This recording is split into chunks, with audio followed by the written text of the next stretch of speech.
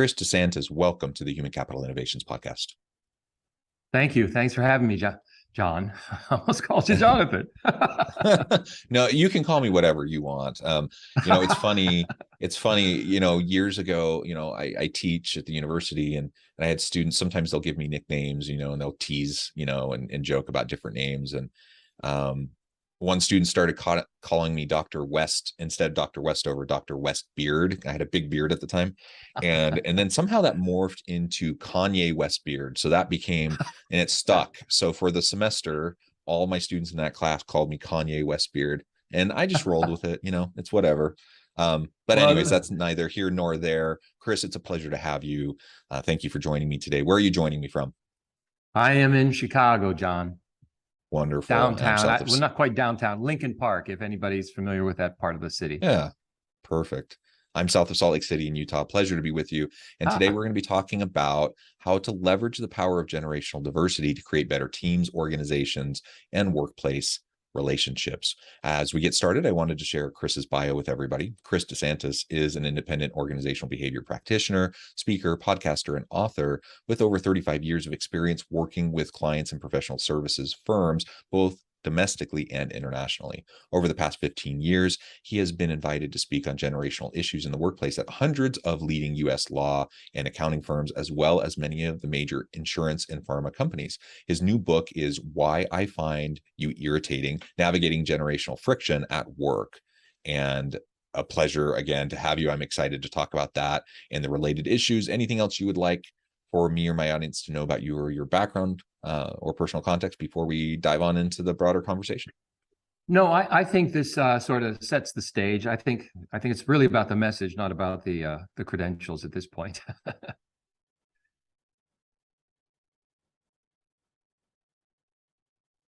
Oops, Let's start by just kind of distinguishing the different generational stages. There's lots of terms thrown around for these. And I suppose it probably doesn't matter all that much what term we end up landing on, other than just so we know what we're talking about. But how do you break it down and describe the generational differences or generational cohorts? Yes. Well, let me back this up a little bit, because I think to lay the foundational piece to this is I like to set the stage as we see the world not as it is in terms of an objective view, but rather our perception of the world predicated on the experiences we had growing up. So if that is the case, then a generational sort of group is around a common experience, or common experiences. And so in the United States, our culture, boomers. I address in the workplace, I address boomers. I talk about Gen X. I talk about the experiences of millennials. And now recently I talk about Gen Z, because they are now entering into the workplace. The generations on both ends of that are traditionalists who precede boomers. And then the newest generation is just a placeholder name called Gen Alpha, because they're starting the alphabet again, I guess. I love that. Right. Eventually we'll just, every letter in the alphabet, right? Yeah. And there's always different terms. I'm kind of right on the cusp. So I was born in 79. So that's kind of right tail end of Gen X, right at the very beginning of millennials. Some have termed it the Zenial Generation, kind of that in between.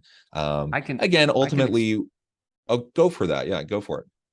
I can explain a little bit of that. See, I don't think we are siloed. This is one of the problems when you talk about the topic or when the topic is addressed, is the assumption that boomers are in a silo, or Gen X is a silo, rather. We are not that way.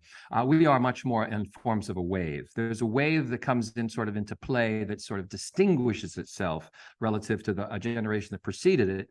And then those distinctions become normative in terms of how we see that generation. But as that generation starts to, I would say, latter groups are born, they sort of, as you experience, you wash into the next generation. So you are in effect a cusp baby. And so as a cusp baby, to your point about being a Zenial, is when you describe a Gen Xer or you describe a millennial, you say to yourself, hey, I'm a little of this, I'm a little of that, but I'm not either or. And so in that sense, that's really the point here, is it's the narrative of who you are that really defines who you are, not the category by chronological age that you fall into. So Yeah, yeah, absolutely. And as you noted, clearly these are broad sweeping stereotypes, right? Oh, As we're talking about most generational certainly. cohorts, clearly there's variety and diversity within these cohorts, but it Yes. can be a useful typology, right? Of just thinking Yes. about some of these meta kind of issues. So it is useful, but we do want to use caution, like not overly simplify things, and Let's recognize see. that there's still nuance and there's still individuality. And from an organizational and leadership perspective, I always caution leaders, like, there's no substitute for just knowing your people, because it doesn't matter Yes. what generation they're from, what their age is. It doesn't matter, what diverse group they might fall into or whatever. They're still their individual person with their own wants, needs, desires, their own career path, and that shifts over time. So you just need to know your people, right? Yeah, well, I also think more importantly, you need to know yourself. And so when I speak to the topic, I say, what story reflects your experience? And then how do you interpret those around you relative to the experiences you had? Because this is where we judge. To your point, we move from generalization to stereotype. And then the other, I will say, corollary here is that the press sort of gets in the way of this because they heighten perceptions of a group relative, but not necessarily the reality of the group. So millennials have been getting the short end of the stick now for probably 15, 20 years. And I don't think it's really reflective of who they actually are, but it might be reflective of a few of them. But we imagine it's true of all of them, which, again, to your point, is a Yeah. stereotype, and it's not right. Yeah, yeah. I think it's also useful to maybe think about life stage. I referred to that a minute ago. Oh, yes. Life stage versus generational differences, because we Yes. all go through different stages of life. Right now, Yes. I'm in my early 40s. So, I have different priorities than I did 20 years ago and than I Yes. will in 20 years from now. So that's something that's a little distinct, isn't it? Yes, because I speak to the generational lens, and then I address this notion of stages of life. Because one of the I will say, one thing I like to push back against is, oh, they're just young. They'll grow out of it. Well, yes, of course, we were all young. There used to be actually four stages of life, right? A child, a young adult, an adult, and an elder. Because of the extension of adolescence, and we are all living longer. Actually, not all Americans are living longer. Americans in the middle class and above are living longer. Your children, if you have children, they, one and two or three of them will live to be over 100 if you make it to the middle class and above. So the point being here is, now we have six stages. You got a child, a young adult, an emerging adult, which is interesting. These are the people on the journey. An adult, an elder, and then bonus elderhood. That if you make it past 80, you get a washer dryer. So the point here is, though, that this emerging adult is a new category. And so, and a lot of young people might fall into this because they're exploring who I will become. Yet, when we look at life from my lens, and there are only four choices, I just assumed adulthood is a commitment early on to who you will be. And so when I see young people who haven't decided yet, I worry about them. I think, wow, when I would, and this is, I love this, when I was your age, which is, I always caution people, don't ever start a conversation with that, because you're turning off the other. You're turning them off immediately, because this is turning into a lecture. You see what I'm saying? And not a dialogue. Yeah, and the dialogue and listening carefully, knowing yourself, listening to understand and those around you is super important. And yeah, I'm not that much older than other millennials or even Oh, Gen Z. I no. have my oldest daughter is a freshman in college, and but I think back to when I was in starting college, for example. Man, the world was different Yes. than it is Yes. today, right? And so they're just natural, not only shifts in life stages, and there's these generational differences, but the world is changing. So it's silly. It would be totally silly for me to kind of project my experience from my youth and my young adulthood and that kind of journey period for me, onto, say, my 18-year-old, almost 19-year-old daughter, or any of my other kids. And so, yeah, share your wisdom. It's important for us to learn from each other, from all generations, and we're going to talk more about that, certainly. But also, don't dictate, don't prescribe, Yeah. right? And allow people their opportunity to go through their own stages. Absolutely. In fact, what you're saying is interesting because you do have a daughter who's in this age group. Actually, she's part of this Gen Z crowd. And what's interesting about that is we have moved, because when I talk about this, when I write about this, I talk about these parental models. And their parental model is different. It might be different than your own. I know your family, but the Gen X experience had a lot of, I would call free ranging. Actually, that's what the New York Times would call it. And this was the akin to the latchkey kid. These kids had more of the experience of being on their own, being more independent. People didn't check in on them with frequency. They're more self-sufficient. Now we've got a generation of young people, millennials and Gen Z, whose parents have always engaged them, always have known where they've been, always have checked up on them. So this dialogue approach is much more pronounced in this younger crowd. And that creates an expectation that I think is unique to those generations, as opposed to my generation, which is much more of an authority model. My parents were authorities. I was not in dialogue with my parents. That would have been unusual. Yeah. I was definitely one of those kind of free range kids.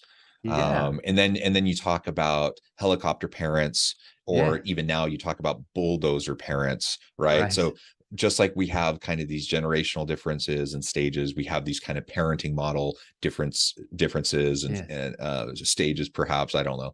It's all super interesting to just think about how this all interplays with each other. Well, bringing it back to work now. Of course, what we see is people are living longer, and we have now many generations simultaneously in the workforce working together. So you have Gen Z and millennial and Gen X and baby boomers, and even some silent generation folks who are still contributing in the labor force. And all of these individuals with their kind of different mindsets and perspectives are now trying to work together. Of course, that and it's, as you said, we've kind of moved away from this authority model in the workplace. It's not, command, control, authoritarian leadership. It's like collaborative, empowering leadership, and those sorts of things. It does produce some challenges, doesn't it? Oh, I think I lost you. Can you hear me? Oh, you're back. No. Yep. Okay. Business is designed in a command and control structure, just as you've said. Corollary to that was business was originally had this element of what I call the covenant. And the covenant was, if you work hard on my behalf and remain loyal in terms of tolerating how you are treated inside this company, you have a chance to really retire from this company. Basically, you have a single arc career. We no longer have those promises of the covenant. We have moved to a transactional model. And so it's not about the brand itself or the company itself that you are sort of enamored with. It's who you are working for within the company. So we've moved it down to a much more, I will say, an intimate level where loyalty is still demonstrated, but it's demonstrated not to the firm per se, but rather to the person I'm reporting to. And if I have a good experience with you, then in fact, I am loyal. Yet we judge the young people from the lens of their, again, from the hierarchical model. Hey, you're leaving me, as it were. You are not loyal. You see what I'm saying? But that's not, you're leaving my company. You are not loyal. That's not necessarily true at all. I make the point because I think we're going to see more boomeranging. And that means people will go out and try different jobs, and then they'll come back to the job they took. If you have a mindset that they are being disloyal when they left you the first time, then you lose the opportunity of what they might have learned out there that they could apply inside the next time. And so I think it's a mindset issue of letting go of what we were and accepting what we will be or could be as a consequence. Yeah, I really like that. What have you noticed, in all your speaking and writing on the topic, what have you noticed in terms of the impact of COVID, move towards remote work, and now, kind of a shift towards hybrid work? How has this interplayed with these generational differences and some of the tensions and some of the opportunities as we learn from and work with each other? Let me say, first off, let's start with the millennials, and they have been vindicated. I've always said that they are time and place agnostic. in the sense that they didn't subscribe to 9 to 5 at the office. They've always felt, look, I could do this otherwhere in different times because my rhythm of work might be different, or the location. Why does it matter? I have my machine. So these things, they said, but they were being pushed back. Now, because of the pandemic, we fly 5 years into the future. And so in that sense, now they are saying, yes, no company has collapsed, and this is a plausible alternative. This now will anchor that, because now Gen Z will be entering the workplace, and they will expect, or they will demand, some level of flexibility because they know it can work. The challenge with this is we still have to have a structure. Now, I will say this interesting about the Gen X generation is they were probably the only generation that was designed for the pandemic, simply because they were in the office, and then they said, well, we got to close the offices. And then they went home and they thought, well, this is no big deal, because again, I'll just figure it out. They had the least issue. I think the people that are most affected by this were the boomers, who had strong habits towards going to and from, and the young, who have no mastery of what they are doing yet, who require that help of others. So I think these things, we are still looking, this is mimetic theory, we are looking for a model by which to follow. And I don't think there's a model out there that is universal yet, because I think that we should be experimenting, and that's what firms don't tend to do. They tend to execute. And I think in this world that we're living in, we should have a lot of minor experiments to say, okay, how do we make sure that we build relationships in this environment? How do we make sure we teach well in this environment? How do we make sure that our culture is still sound in the circumstances of a remote or a hybrid environment? You see, those are a lot of questions that have to be asked. And nobody really has the answer yet, although some people purport to have the answer, but they were designed as a remote company. You see, the key in this is, if you were designed that way from the get-go, then that's fine. But if you are not, you have to come up to some new level of I will call, you have to reinvent yourself to some degree. But it's here to stay, is my theory. Yeah, I think so too. Certainly, the pendulum swung towards remote for knowledge workers. It has swung back towards hybrid and some more face-to-face. But I was just doing, I've researched some of these generational differences. I've also done a lot of research in the area of these work modalities and the design of work, and some of the flexibility models and such. And I was just writing up a research brief that's going to come out next week about the shifts both in preference and in the lived experience, the actual work experience of workers across the US pre-pandemic, during the pandemic, and now post-pandemic. And you definitely see, like, there is, the cliched term, the new normal, like there is a new normal around this shift, generally speaking, of what people's expectations and preferences were pre-pandemic, how that adjusted during the pandemic, and now where we're at today. And that will continue to adjust over time, of course. But we're much further around. Like, people who said they never wanted to work remotely before are now actually quite comfortable working remotely, happy to do it. There's a much higher percentage of people wanting to work remotely who are kind of being forced back into the physical office space. Many more who are really desiring hybrid work.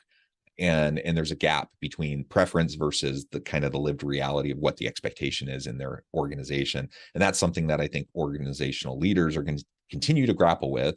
But like you said, pandemic kind of launched us 5 years into the future.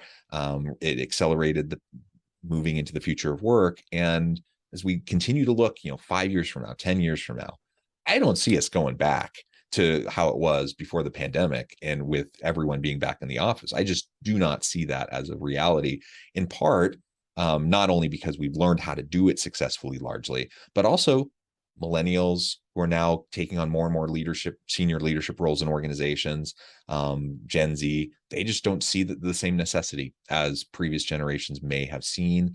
And they recognize that, while there is value to be together in person, in certain circumstances, there are other times where it's perfectly reasonable for us to work remotely and then hop on a Teams call or whatever to do some collaborations.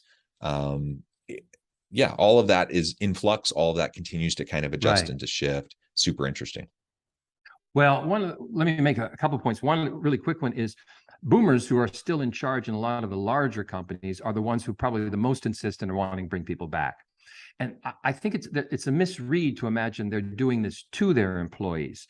I think you have to take it from the other perspective, again, trying to understand the other. They're doing this for them because they find the place of work was where they built their friendships, where they learned the most, where they had their crucible experiences, sort of that netted them the network that they have. All of those things are part and parcel to their success. So they're just trying to say to you, this is how I succeeded. I would like you to succeed as well, but this is the only path I know to do that. Now, your generation is coming along. You have always been biased towards your independence, biased towards that. And you've always been a little resistant of authority. So you don't like to impose. You don't want to impose on others or to have sort of this high structural. You know, the thing that most irritates your generation than any other trait a human can possess? Micromanaging. It is something you are just disdainful of that. Now, the problem the challenge with this is you're all in with having more of a hybrid or remote environment, mainly because A, it fits your disposition, but B, you have mastery of what you do. So when you have those two components, you make the assumption that, well, other people would like what I like. And the young are naive enough to believe, yeah, I would like that too. But again, the path to mastery requires our learning is really in contact with others, not in separation. When you're on a learning curve, you learn a lot more by observing than you do just by having a Zoom event or reading something. You have to say, how do the people that do this well do this? And so in that interplay in the office, that's where the learning takes place. I just feel the leadership, which will be your crowd, will be slightly resistant to that message because they will be of the mindset, oh, I figured it out, they'll figure it out. But we've raised a generation of children who are highly collaborative. Yeah. And so when they're in that mode of collaboration, you know how I always say this, the word that Gen X describes the young as in a word is needy. In a word. Yeah. They say they're needy. Now, it's an interesting thing to say that a young person is needy. I think they are interdependent. I think when they've been raised doing homework with their parents, when they've been working on group problem solving, they are in the habit of the company of others. I think the people who are saying this about them are often not in the company of, and they've always just figured it out. Which brings me to my point about them. I think Gen X is needy as well, but their need is more for one of being self-sufficient, being free to do as I wish, you see, but the need isn't expressed in the same way as it impinges on another human. So it's not recognized. Yeah, yeah, super, super interesting. And there's so many more of these little kind of nuggets that I think we can pull apart. I did want to just double click on something you just said a moment ago, because I think it's absolutely right. I do think it's the wrong read to think that every older leader who wants people to come back to the physical office is doing it just because they're kind of a curmudgeonly older person who's like, come do it, my way and whatever, and trying to impose. I don't think that's true. And I think I've talked to senior leaders who very much exactly like you were just saying, they see it like they're concerned about younger generations, the career development opportunities, the mentoring, the coaching, like those things that happen often organically, that it's harder to replicate when you're in a remote environment. And it's good that they're concerned about that. And so then the question becomes, well, where's the happy medium, or is there a way to kind of replicate or reproduce those organic water cooler moments, the organic kind of learning that happens when people are together physically? Is there a way to do that when we're remote, or if it's more of a hybrid kind of a thing? All really important questions, and we're going to continue to wrestle with these things over time, for sure. And coming back to what we talked about a little bit ago, of course, we always need to be careful with stereotyping and overreaching with these kinds of traits and the perspectives, but it is useful to have a general understanding of how these different generations are going to be working together. The last thing I thought we could touch on before we close up for today is really what we can be learning from each other. So there is this disconnect often. There are older people saying the younger people are needy or entitled, or like there's those types of mindsets. when we're otherizing other people, it just breaks down communication and conversation, and we're not learning from each other. So how do we mitigate those stereotypes and the impact of the stereotyping and the generalizations, the negative perspectives that one generation might have on another, either direction, right?